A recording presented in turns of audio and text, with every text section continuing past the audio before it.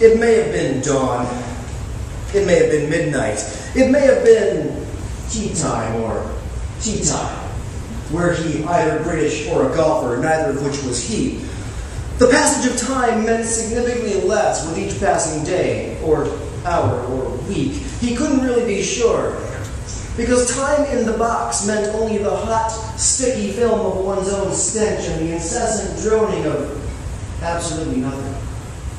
Nothing marked its passage, and so time stood still. Now, in some instances, this might have been acceptable, even desirable. But as we've already noted, he was in the box. Now, it had many names. The other prisoners sometimes called it the pit or the hole. The warden simply termed it solitary. He'd even thought of a few good names for it himself back when they'd first chucked him in, but none of those bear repeating. However, by any name, it was the first and foremost state's only sanctioned means of pure and perfect torture.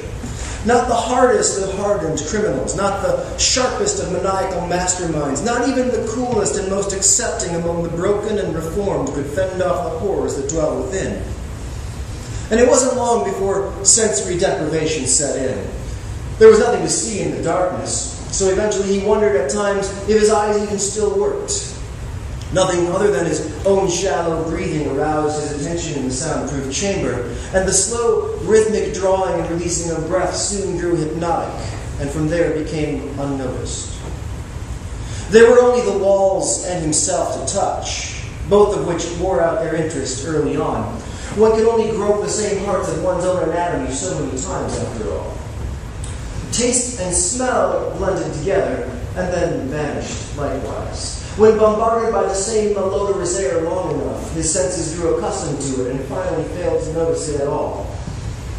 Now, the box was the hearth of darkness, wherein was forged every manner of horror and terror ever dreamt, and many more of which none would ever dare dream. It laughed off efforts to face it, to stand defiantly in its presence and quell its effect. Never had a man been subjected to it that he wasn't ultimately consumed, no matter what he did or how intensely he resisted. And our subject was not the exception. He had, like so many before him, devised a plan, albeit a simple one, to survive the ordeal unscathed, and like so many before him, he was broken down painfully.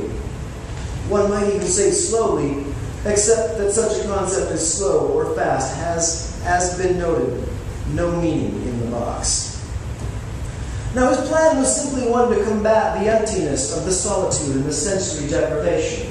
He never thought of using something like his own voice, for such a sound over the timeless span of confinement would only worsen things or drown itself out as had his breath.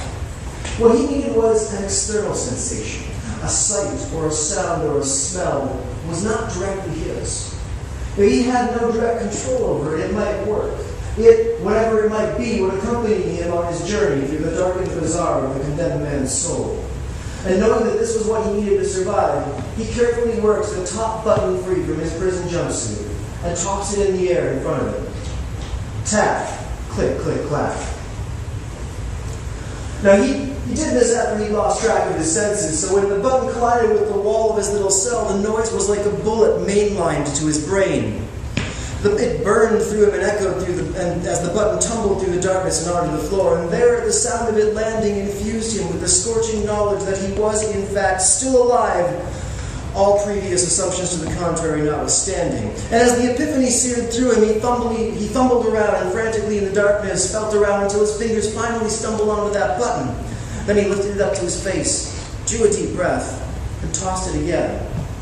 Tap, click, click, clack. The button bounced down along the wall to the dirt floor below, and again the sound stirred his dying spirit, and again he slid his hands across the floor until he held that button securely therein. He didn't toss it again immediately. Instead, he reflected on the differences between the first and the second times he'd thrown it, and he came to the conclusion that this was the perfect plan he sought. The button would never strike that wall exactly the same way twice, therefore it would never make the exact same sound as it had before. And each new sound it made would occur independently of his expectations and desires. It was as if another living entity had joined him in his lonely vigil over reality's decay.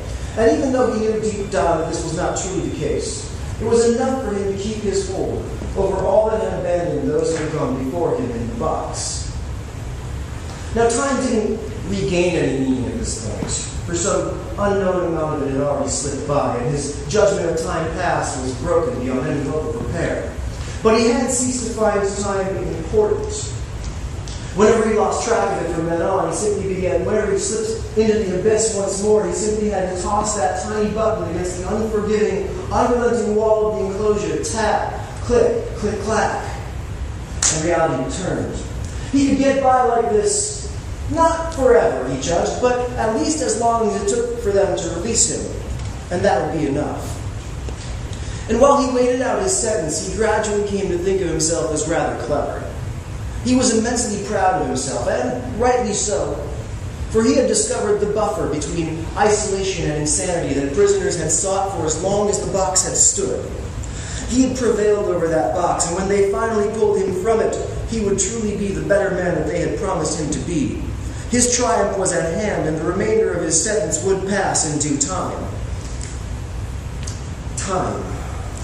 He had brought time back to his world, yet even as he gloated inwardly, he began to slip back into the timeless unreality of his predicament. And sensing the decline of his perceptions, he quickly raised his precious button and tossed it again toward the unseen wall. The anticipated tap of button and wall colliding brought his senses back, and he waited patiently for his tiny projectile to fall to the floor. There he would once again hone in on it and fend off the darkness yet another time. So he waited for the sound. And he waited some more. He continued to wait, anticipating the inevitable noise of the end result of gravity's ceaseless work. And when he finished doing that, he waited a bit longer. And as he waited, he began to drift.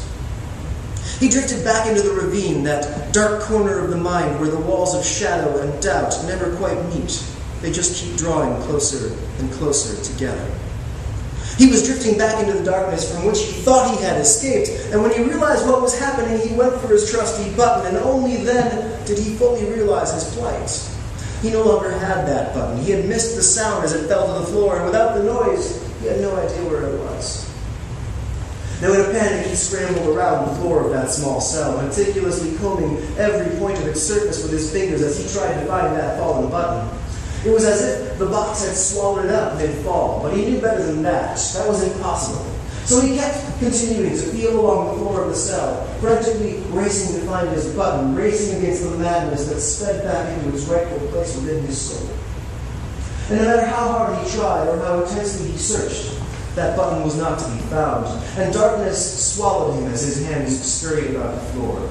Ultimately, his whimpering became as steady and hypnotic as had his breathing, and his mind left him even as his body continued its futile struggle against the impossible truth that his button had simply vanished.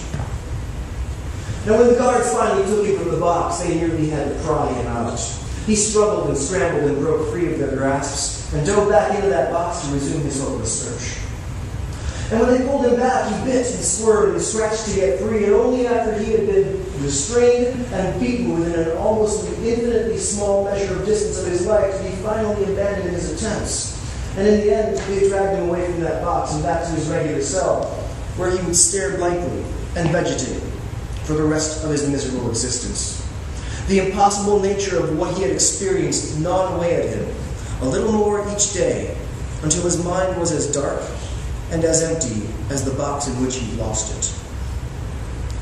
Now, the prisoner was not alone in having been driven mad by that curious button incident. See, the guard that was assigned to clean out the box later discovered and pondered to no end, because he knew a few things about spiders, none of which suggested the necessary strength or dexterity, let alone the tendency for collecting. So he couldn't understand the impossible presence of a small plastic button up inside a corner cobweb that, by all appearances, hadn't housed a living creature, arachnid or otherwise, in years.